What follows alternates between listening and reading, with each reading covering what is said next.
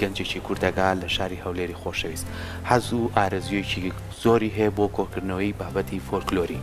با بزانین ئەو بابەتانەی کۆیەکاتەوە خۆی لە چیا بینێتەوە بینەری ئەم راپۆرتا بین و دواتر لەگەڵتانە بەردەوامە بین فەرموو.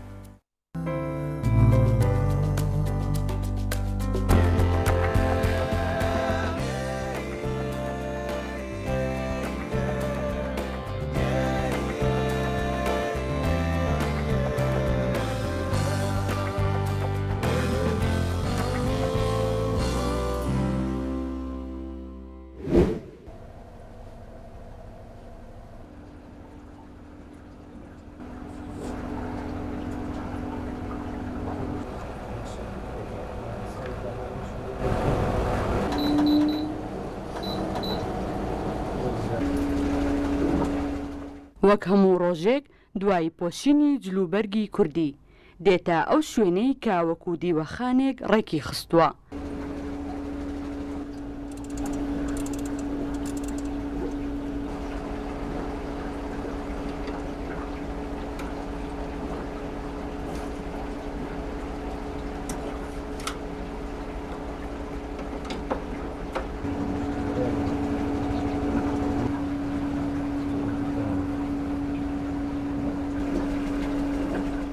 گڵۆپەکان دادەگیرسێنێت و کەلوپەلەکانی ڕێکدەخات.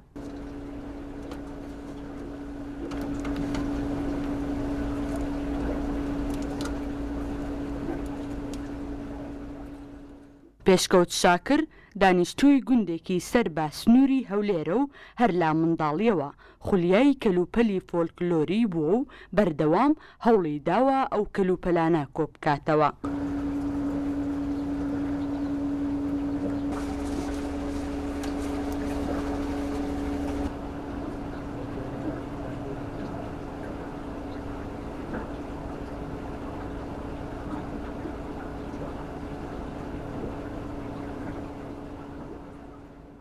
سەرەتای بیرۆکەی دروستبوونی ئەو دیوەخانەیە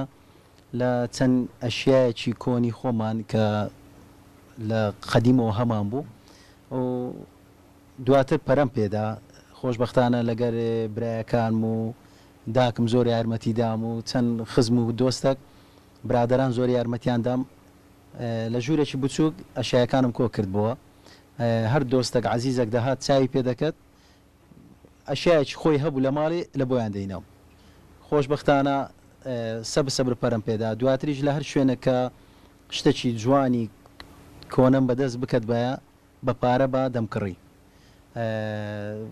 دواتر لە ژوورەکەی جێگای نما ناچارێکوانم دروست کرد خۆشبەختانە ئێستاکەم دیوەخانەکەم دیوەخانێکی تەواو خۆی پیشان دەدا فۆلکلۆریە.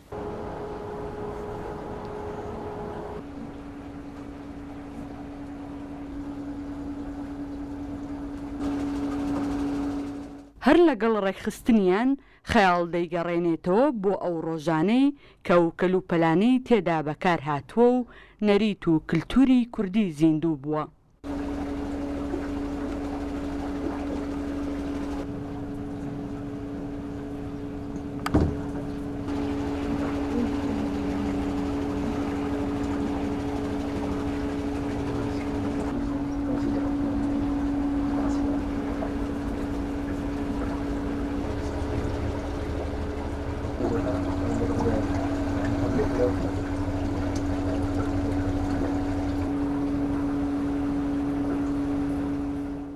ئەگەر تەمەشایەکی ئەو دەمانچەیە بکەین تاریخی لەسرە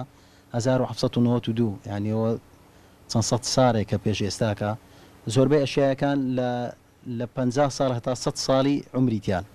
ئەو تەلەڤیزیۆنەی لە خوارێ دانراایە ئەوە لە سەرەتای تەلەڤیزیۆن کە هاتیتە عێراق و کوردستان ئەو تەلەڤیزیۆنانە بووە یعنی ئەگەر تەمەشایەکی بکەین زۆربەی ئەشیایەکان لە بەر لە 50 ساڵ پێش ئێستانە هەرچەند تەکنۆلۆژیا بە پێش دەکەوێتن بەس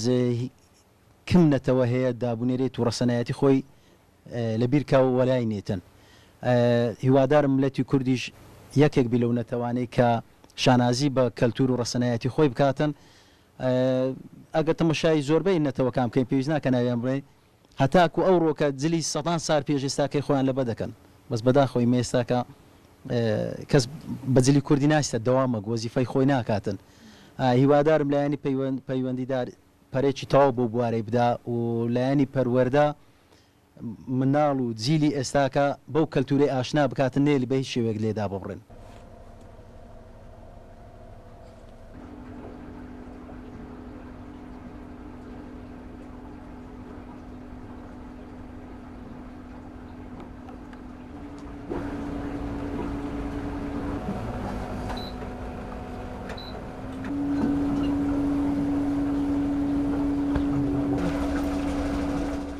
بیرۆکەی ئەم دیوەخانە فۆلکلۆریە بۆ 7 ساڵ پێش ئێستا دەگەڕێتەوە کاتێ پێشکەوت شاکر بڕیاریدا لە جێگەی بەکارهێنانی کەلوپەلی سەردەم بۆ دیوەخانەکەی ئەم بابەتە فۆلکلۆریانە بەکاربهێنێت کە لە کۆندا بۆ کاروباری ڕۆژانەیان و ڕازاندنەوە بەکاریان هێناوە.